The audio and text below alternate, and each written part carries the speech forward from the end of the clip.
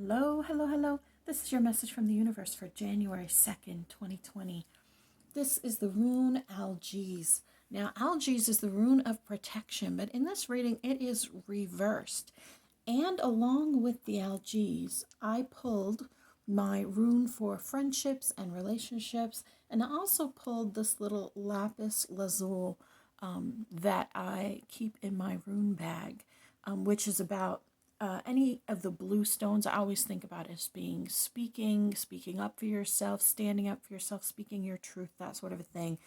And then obviously for friends, friendship groups. This one is so cute. It was given to me, oh gosh, in the 90s by a friend of mine. The same friend who actually gave me my very first set of runes. We're still friends today too. That's 30 years, 30 plus years we've known each other.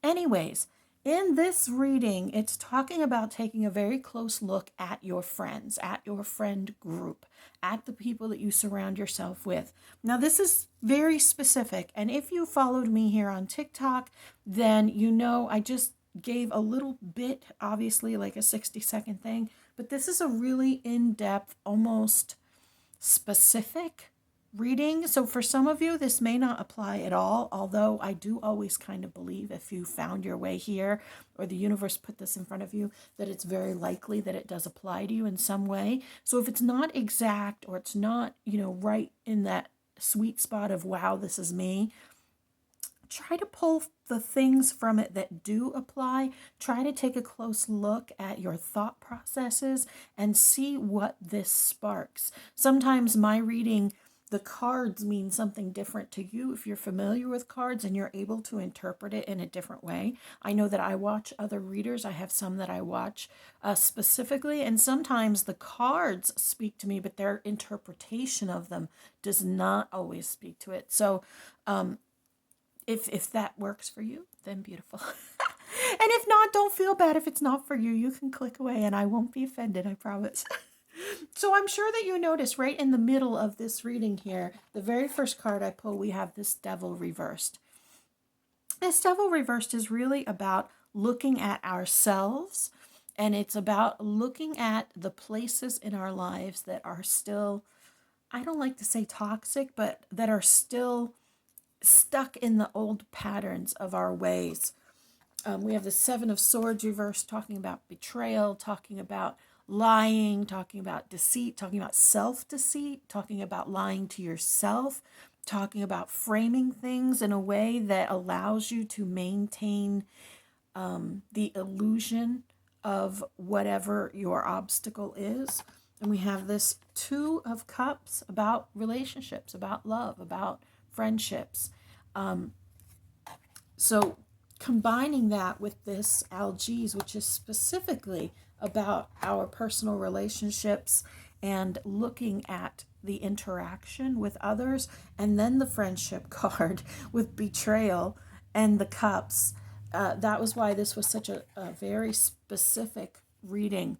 We also have this Hangman reversed about changing your perspective. So what I'm going to say next is the part that may not apply to everyone, but the universe, they're really nudging me to say this. For some of you, you have surrounded yourselves with people who step on your dream, who shit on your ice cream. You have surrounded yourself with people to be that voice of failure that you so badly want in your head, because then we are proven right. If we have a narrative of not being good enough, not being worthy, not being smart enough, of being a failure in our heads, or a core belief of that, we will often surround ourselves with people who reflect that same opinion without saying it. So maybe they are discouraging in the way that when you bring things up to them, maybe they kind of are snarky and give you a little bit of a sassy attitude and make you feel judged, or make you feel like, oh, I can't talk about that anymore, or maybe this is stupid and maybe they're right. You have to take a really close look, and these can be people that you may have been around your entire life. It could be your family. It could be someone that has been in your life for a really long time, that kind of almost represents that negative narrative in real life, IRL. It represents that side of you that you want to keep being positive and moving forward, but they are almost like that little voice on your shoulder that says to you, what's the point? But they say that shit out loud. or they derail you from doing something or pull you away from a project so you can do something different. This betrayal card is kind of, for me, it often speaks to self-betrayal, because if you look, we have pierced our heart with all of these swords. We have pierced our own heart with these swords. And so sometimes we are choosing to keep people around in our lives because of the pain that they represent, because they keep us from living our full potential, because they are that voice of the negative narrative, the inner asshole in our heads. But we are coming up on a time period of quick progress. You are coming up on quick progress. This is the Eight of Wands, and you can see this little kitty is just jumping through the air. This is about progress. This is about movement. This is about things changing in your life. This is about like zoom, like taking off.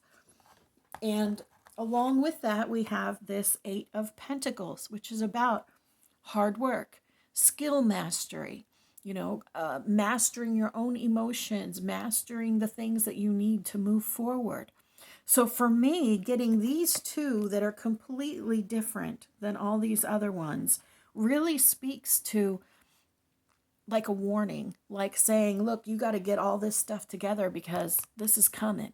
This is coming. You're going to level up in your skills and it's going to start going quick for you. If you can do all of this, if you can take care of that friend group. And I'm not telling you to dump your friends. I'm not telling you to stop talking to your parents. I'm not telling you to do any of that. But shift the way that you value their input. Shift the way that the things they say affects you. Shift how you internalize their opinions. Because your truth is valid.